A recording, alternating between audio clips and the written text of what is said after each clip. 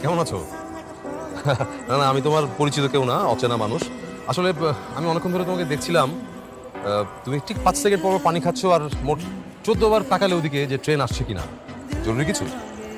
ভাইয়া আপনি আমাকে একটু উপকার করতে পারেন? আমার না খুব খুব জরুরি একটা সাহায্য দরকার। আহ, ঠিক আছে, বাট আমি তো আসলে ইউজুয়ালি কারো উপকারে আসি না। বোকা নাকি তুমি? কই গেছিলে? তুমি জানো না এখানে আমি একা বসে আছি? এই তোমার বুদ্ধি। টাকা ম্যানেজ করতে গেছিলাম। মানে আমি আসলে বাসা থেকে পালিয়েছি। তাই নাকি? গ্রেট, খুব ভালো করেছো তো। এই বয়সে 2-3 বার না পালালে কি হয়? আরে শোনো, এই যে বাড়ি থেকে পালিয়েছো, সামনে দেখবে লাইফে এই এক্সপিরিয়েন্সটা তোমার খুব কাজে লাগবে। গল্পটা বলা যায়? আমি তখন বাড়িতে থাকতাম না, থাকতাম একটা মেসে। একদিন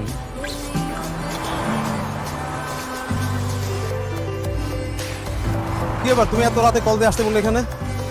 এ কি লাগেজ কেন সাথে? লাগেজ নিয়ে কই যাচ্ছ? আমি একেবারে চলে এসেছি।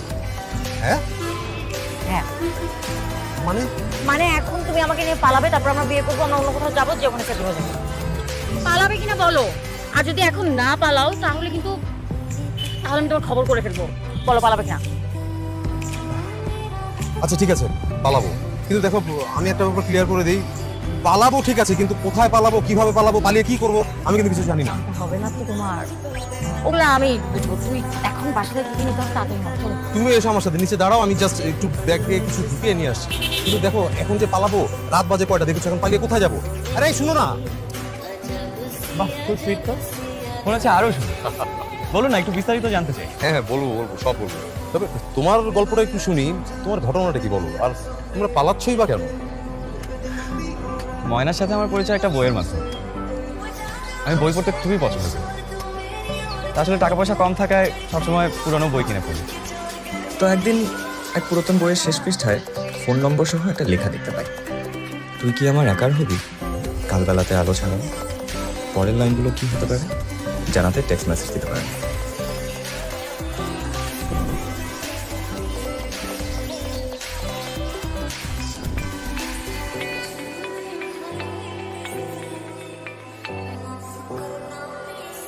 হ্যালো, কে বলছিলেন?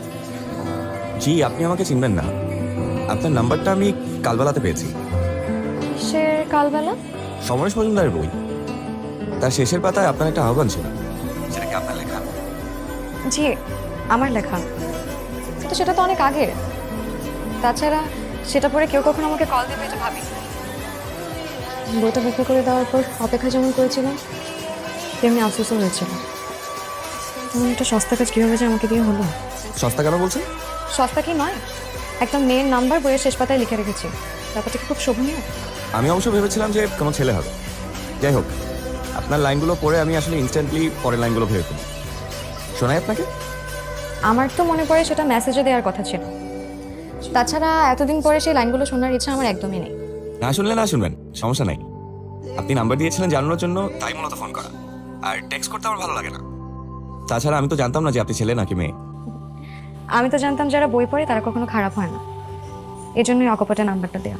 না না, ঠিক আছে, আমি সেভাবে মিন করিনি। ঠিক আছে, রাখি না। আচ্ছা, তারপর মেয়েটির সাথে তোমার আর যোগাযোগ হয়নি?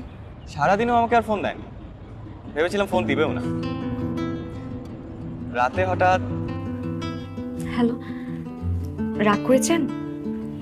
আসলে তখন আপনার থেকে পরের লাইনগুলো শোনা উচিত ছিল। ফোন রাখার পর এত মায়া হচ্ছিল। দেখুন, আমি আসলে মায়া পাওয়ার মতো কেউ নই। মায়া করবেন না প্লিজ। ঠিক তা না, আসলে ভদ্রতার জায়গা থেকে হলেও শোনা উচিত ছিল। এখন কি শোনানো যাবে? জি অবশ্যই। তুই কি আমার একার হবি? আলো ছাড়াও কালবেলাতে, ছন্দহীনের তাল মেলাতে, আমার ছায়া পথ হারাবি। তুই কি আমার একার হবি? চুপ কেন? কিছু মুগ্ধতা চুপ হয়ে জানান দিতে হয়। ও আচ্ছা।